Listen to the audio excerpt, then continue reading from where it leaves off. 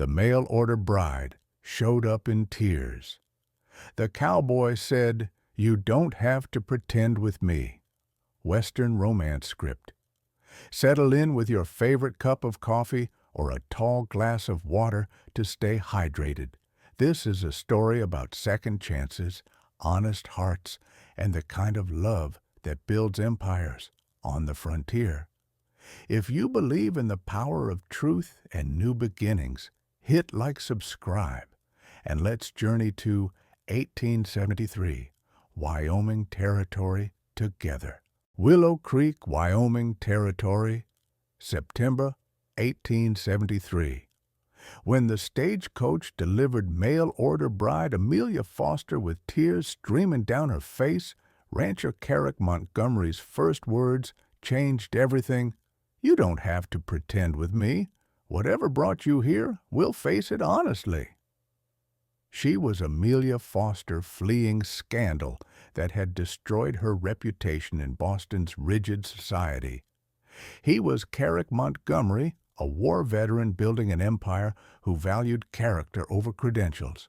Together, they'd discover that love built on truth creates the strongest foundations. Their partnership would evolve from practical arrangement to passionate devotion through one transformative year on the Wyoming frontier. Together, they'd prove that honest communication and mutual respect can overcome any past shame or social judgment. Wyoming Territory in 1873 represented America's promise of reinvention, a place where Eastern social failures could become Western successes through hard work and moral character.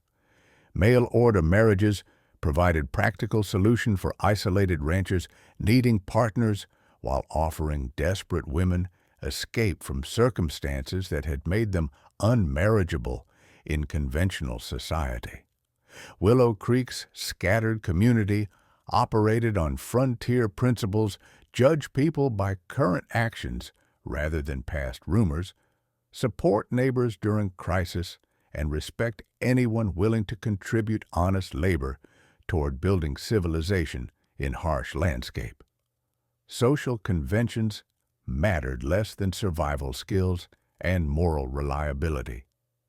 The Transcontinental Railroad had recently connected East and West, enabling easier travel, while creating opportunities for people seeking fresh starts far from judgmental communities that had condemned them for circumstances often beyond their control.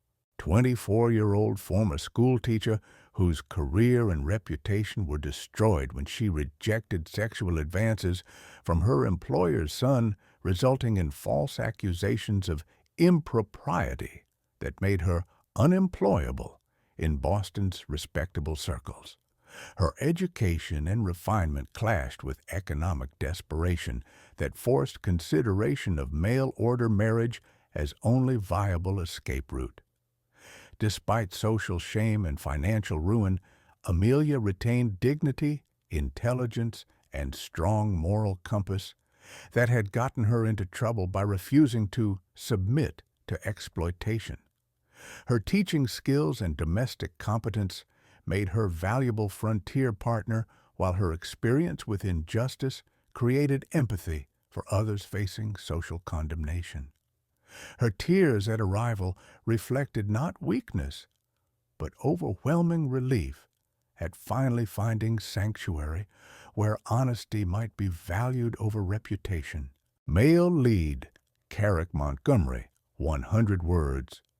30-year-old Civil War veteran who'd used military savings to establish successful ranch through careful planning and relentless work ethic.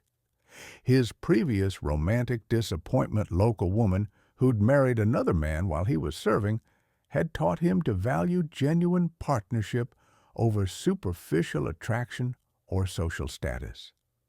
His advertisement for mail-order bride emphasized practical cooperation and mutual respect, rather than romantic fantasy reflecting mature understanding of what sustained frontier marriages. His immediate acceptance of Amelia's difficult circumstances demonstrated character, shaped by war's harsh lessons about human nature and the importance of loyalty under pressure.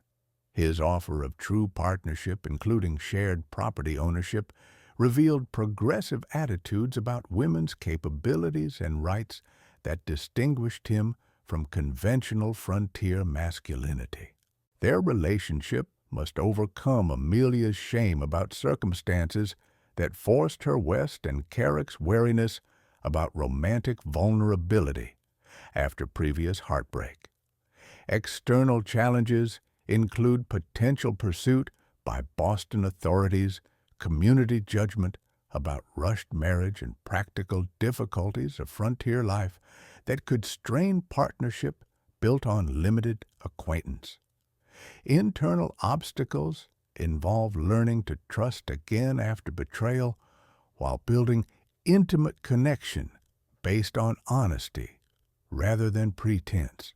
Carrick's first sight of Amelia dignified, despite obvious distress, attempting to compose herself while maintaining ladylike appearance despite traumatic journey, revealed character that impressed him more than mere beauty. Her immediate confession about deception in her letters demonstrated moral courage that distinguished her from women who might have continued pretending until circumstances forced revelations. His calm response to her tears and gentle encouragement to share her burden surprised Amelia, who'd expected judgment or rejection based on Boston's harsh treatment of her situation. His matter-of-fact acceptance of her damaged reputation while focusing on her current character showed frontier pragmatism that valued substance over scandal. Physical attraction complicated their careful negotiations as both noticed details about each other during enforced proximity. Amelia's graceful movements despite exhaustion, Carrick's respectful handling of difficult conversation, and growing awareness that their practical arrangement might include unexpected emotional compatibility. Their wagon ride to his ranch became extended interview where both assessed character rather than merely physical appeal, discovering intellectual connection and shared values that suggested foundation for genuine partnership rather than mere convenience. Neither rushed toward romantic declarations, allowing appreciation to develop naturally through honest conversation about expectations, fears, and hopes for their potential future together. Trust developed through Carrick's consistent demonstration of respect for Amelia's autonomy and his genuine interest in her thoughts about ranch management and future plans. His presentation of financial records and property deed showed unprecedented willingness to share authority with woman he'd known less than a week. Amelia's efficient assumption of household responsibilities while learning ranch operations proved her value as partner, while demonstrating gratitude expressed through action rather than mere words. Her suggestions for improvements and observations about livestock management showed intelligent engagement rather than passive acceptance of whatever he might demand. Their evening conversations revealed deeper compatibility as shared stories about family backgrounds, educational experiences, and dreams for Western life. Carrick's account of his war service and previous romantic disappointment, while Amelia described her teaching career and the injustice that destroyed it, created mutual understanding based on overcoming adversity. Physical comfort developed appropriately through necessary cooperation during daily tasks, working together in barn-sharing meals, casual touches, while demonstrating ranch procedures. Both remained careful about boundaries while acknowledging growing attraction that enhanced, rather than complicated, their practical partnership. Community acceptance during their visit to Willow Creek validated Carrick's character while providing Amelia with social support that eased concerns about isolation or dependence on single individual for all human contact. Amelia's internalized shame about circumstances that forced her to seek mail-order marriage created defensive barriers that complicated emotional intimacy, despite growing trust in Carrick's character. Her fear that he might eventually judge her harshly battled with desire for genuine connection and partnership. Carrick's uncertainty about appropriate pace for developing romantic feelings versus practical partnership created careful distance that could be misinterpreted as lack of attraction or merely charitable assistance rather than genuine interest in permanent relationship. Community curiosity about their rushed courtship created social pressure while highlighting unconventional nature of their arrangement that might not survive scrutiny from more conventional neighbors or visiting relatives from either of their backgrounds. Time pressure of planned wedding created anxiety about making permanent commitment based on limited acquaintance, while practical necessity of frontier life demanded rapid decisions that conventional courtship might have allowed more time to consider carefully. During their week-long engagement, Carrick and Amelia evolved from cautious strangers to efficient partners managing complex ranch operation. Her teaching background proved valuable for record-keeping and correspondence, while her quick mastery of domestic skills freed him to focus on livestock and property management. Their decision-making became collaborative as they planned wedding ceremony, discussed future improvements, and coordinated daily responsibilities. Amelia's insights about efficiency and organization complemented Carrick's knowledge of agriculture and animal husbandry, creating partnership that enhanced both their capabilities. Most significantly, they began envisioning shared future rather than mere survival arrangement, with both contributing ideas about family formation, community involvement, and long-term ranch development. The turning point came when Carrick revealed his own vulnerability about previous romantic betrayal, explaining why he'd chosen mail-order arrangement over local courtship. His admission that he feared emotional investment more than financial risk created safe space for Amelia's complete honesty about her Boston experience. "I don't want a wife who pretends to be what she thinks I want," he said quietly. "I want a partner who'll tell me the truth even when it's difficult." Amelia's response, "And I need someone who won't punish me for refusing to be victim," opened door to romantic love built on mutual respect and authentic communication rather than performance or pretense. Physical connection progressed through meaningful touches that reflected growing emotional intimacy while respecting boundaries appropriate to their brief acquaintance and upcoming marriage. Their first kiss came naturally after Carrick's declaration of growing feelings tender rather than passionate, but filled with promise of deeper connection. Their wedding night represented conscious choice to build intimate relationship based on trust and desire rather than mere obligation, with both approaching physical union as expression of partnership that encompassed emotional, practical, and romantic dimensions of marriage. Their physical relationship became foundation for complete intimacy that included vulnerable conversations, shared dreams, and mutual support during challenges that tested their commitment.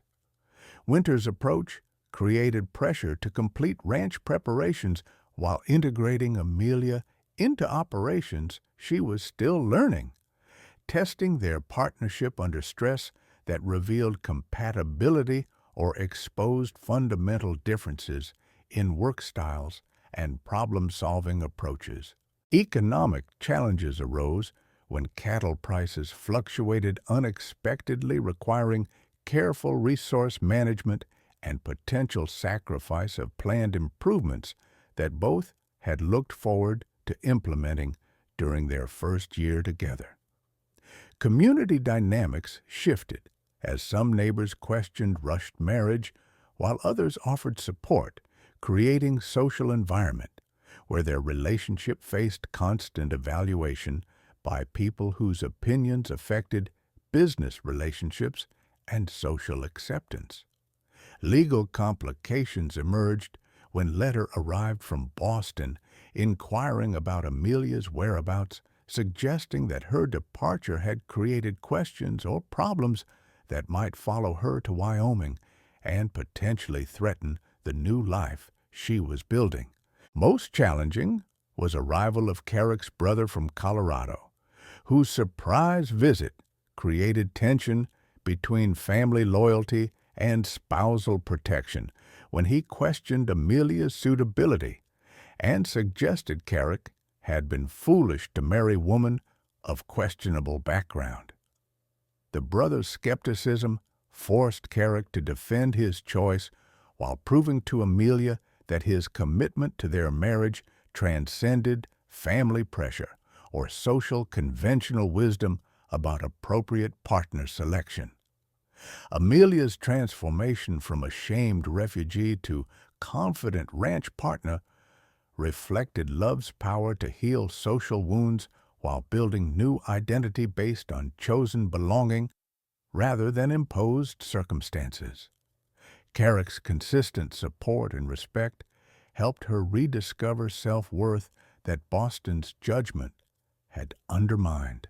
Her growing willingness to express opinions and make independent decisions showed evolution from defensive survival mode to authentic partnership, where her voice carried equal weight in their shared enterprise. Carrick learned that protecting his wife meant supporting her agency rather than making decisions for her, while his experience with her intelligence and capabilities challenged assumptions about women's roles and abilities in frontier marriages. Together, they discovered that relationships built on complete honesty created stronger foundations than those based on partial truth or social performance, enabling them to face any external challenge as a united team, rather than individuals protecting separate interests. The crisis erupted when federal marshal arrived with warrant for Amelia's arrest on charges of theft, based on accusations from her former Boston employer who claimed she'd stolen valuable items when she fled. The charges, though false, carried serious legal consequences that could result in imprisonment and separation from Carrick just as their marriage was flourishing. Legal technicalities meant Amelia faced extradition to Massachusetts for trial, where her lack of social connections and damaged reputation would make fair hearing virtually impossible. The same social prejudices that had driven her west would now determine her fate in courtroom, where her word would carry little weight against respectable male accuser. Carrick faced impossible choice between allowing his wife's arrest or resisting federal authority that could result in his own imprisonment for harboring fugitive. His attempts to hire legal representation revealed systematic bias against women in legal proceedings and the difficulty of challenging accusations made by wealthy, influential men. The marshal's presence created community crisis, as neighbors chose sides between supporting local couple they'd grown to respect versus complying with federal law enforcement that represented distant authority many frontier residents inherently distrusted. Most devastating was recognition that their honest relationship built on complete truthfulness about past circumstances had provided information that her enemies could now use as weapons against her freedom and their shared future. Facing return to Boston, where false accusations had destroyed her life, Amelia struggled with despair that threatened to overwhelm survival instincts that had served her well during previous crises. The prospect of imprisonment, while Carrick remained helpless to protect her recreated feelings of powerlessness she'd experienced during original Scandal. Her growing understanding of legal systems' hostility toward women of damaged reputation forced recognition that truth might not be sufficient defense against well-crafted lies supported by social prejudice and masculine authority. She began preparing for potential conviction by documenting her version of events while gathering character testimony from Wyoming neighbors, hoping that evidence of redemption might influence sentencing if legal defense failed to prevent conviction. Confronting federal authority that threatened to destroy his marriage and wife's freedom, Carrick experienced rage that challenged his usual calm approach to problem-solving. His attempts to navigate legal system revealed corruption and bias that made justice seem impossible through conventional channels. His consultation with sympathetic community members about potential resistance to federal authority created moral crisis between law-abiding principles and protective instincts that demanded action regardless of legal consequences. Most painful was recognition that his love and commitment might not be sufficient to protect women he'd promised to cherish against systematic injustice designed to punish those who challenged established social order. When community investigation revealed that Amelia's accuser had been embezzling funds and framing her to cover his own crimes, federal charges were dropped and warrant withdrawn. Local detective work that Carrick had funded exposed corruption that vindicated Amelia while destroying her enemy's credibility. Their reunion after legal victory represented not just personal triumph, but validation of frontier values over Eastern corruption.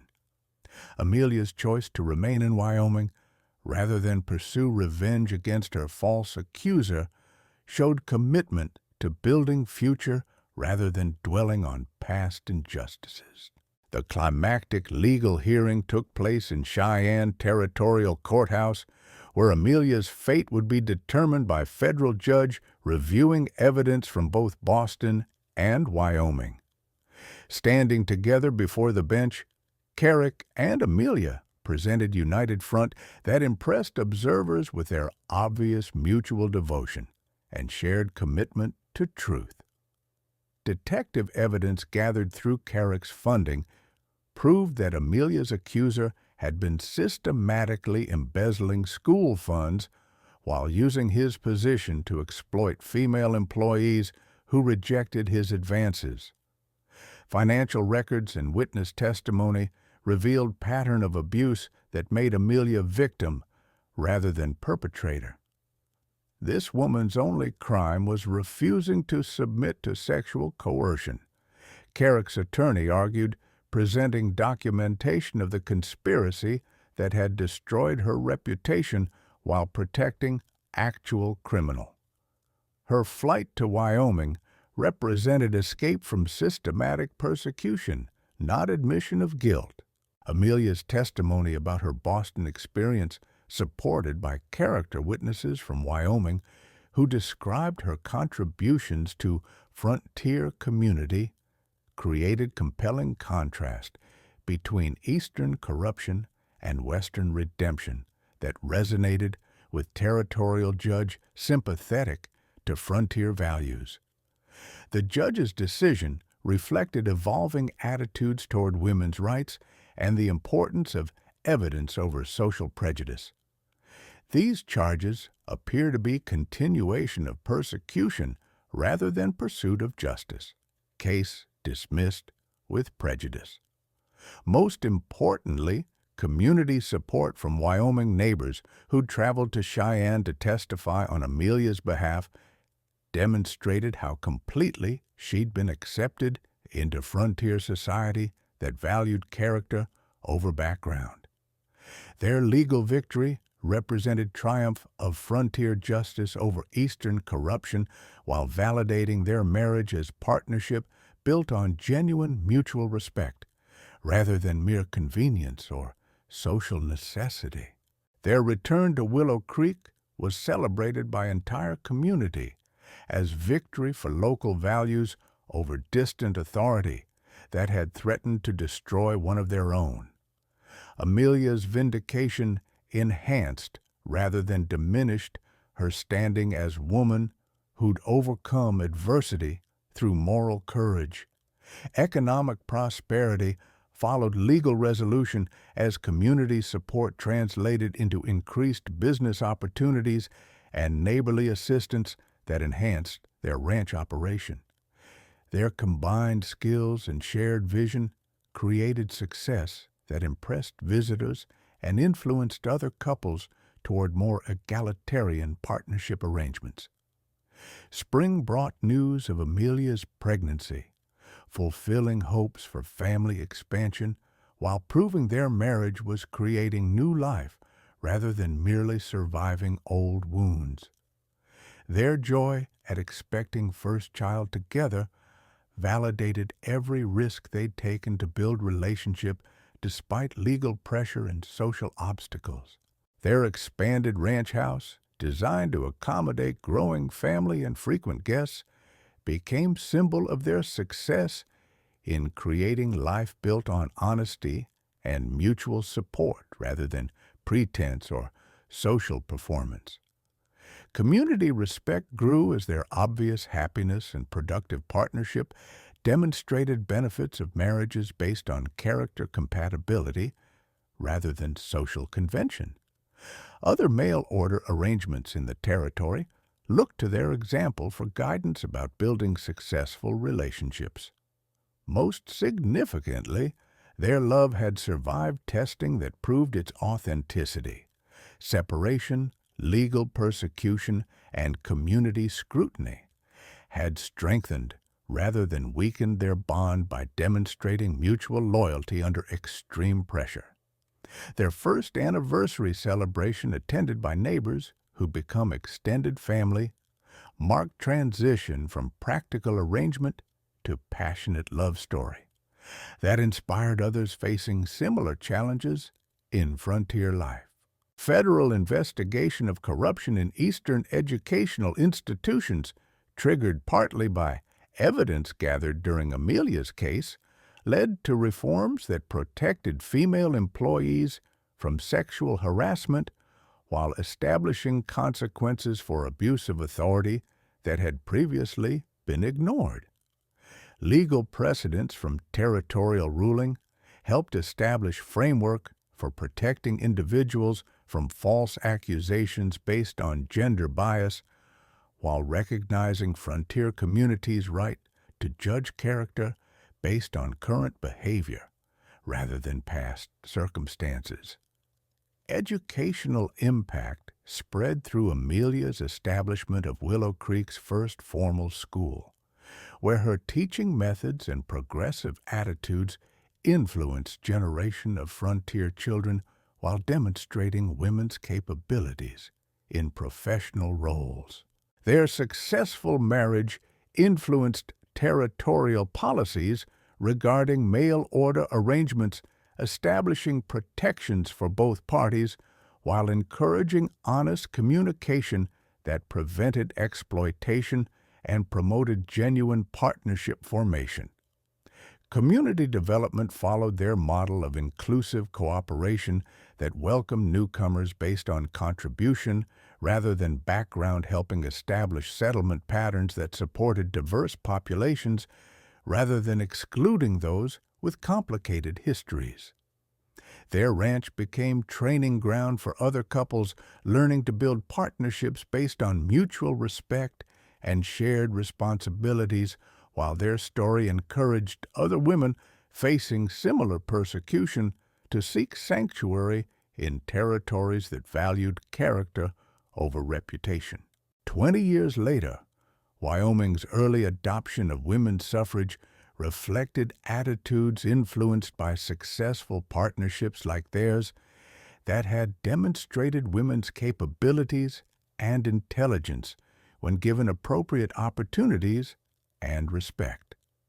Their love story became teaching example in schools and churches about overcoming adversity through honest communication and mutual support, while their ranch remained symbol of what frontier communities could achieve when they supported genuine partnerships rather than enforcing rigid social conventions. Within 3 years of their marriage, 7 other mail-order arrangements in Wyoming Territory developed into successful partnerships, encouraged by Carrick and Amelia's obvious happiness and community acceptance. Their example proved that honest communication from the beginning created stronger foundations than relationships built on partial truth or social performance. Their ranch became informal orientation center for newly arrived mail-order brides, offering practical advice about frontier life while demonstrating that arranged marriages could evolve into genuine love when built on mutual respect and shared goals. Economic benefits spread as their successful partnership attracted positive attention from other communities seeking to establish mail-order programs that protected both parties while promoting genuine relationship formation rather than mere convenience arrangements. Their story influenced territorial social attitudes, making it more acceptable for people with complicated backgrounds to seek fresh starts, while emphasizing character and current behavior over past circumstances that might have been beyond individual control. Federal legislation protecting women from workplace sexual harassment drew partly from precedents established when their case exposed systematic abuse in educational institutions.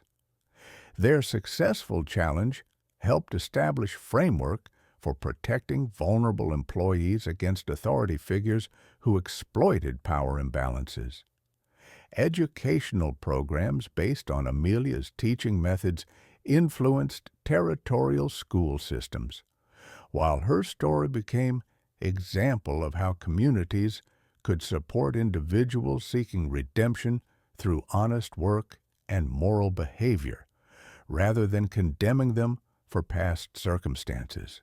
Their successful marriage influenced territorial marriage laws, establishing protections for mail-order arrangements while encouraging transparency that prevented exploitation of desperate individuals by those seeking easy advantages.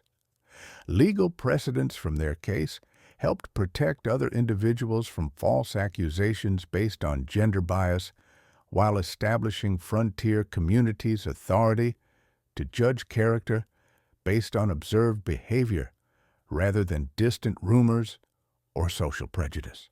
25 years later, Wyoming's progressive stance on women's rights reflected attitudes influenced by successful partnerships like theirs that had demonstrated women's capabilities when given appropriate respect and opportunities. Their marriage evolved into legendary partnership characterized by mutual growth and deepening love that impressed everyone who knew them.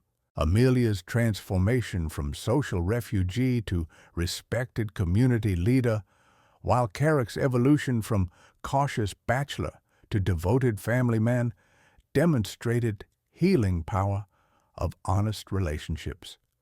They raised 4 children who grew up understanding that character mattered more than background, while their household became model for frontier families based on equality and mutual respect, rather than traditional gender hierarchies that limited everyone's potential.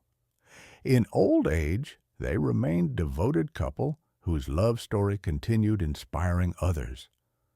True love begins with complete honesty about past mistakes, and current character then grows through daily acts of respect and support. The strongest marriages are built by people brave enough to be authentic rather than performing roles they think others expect. If this story of second chances and honest love touched your heart, like this video, subscribe for more mail-order bride romances, and share your thoughts below.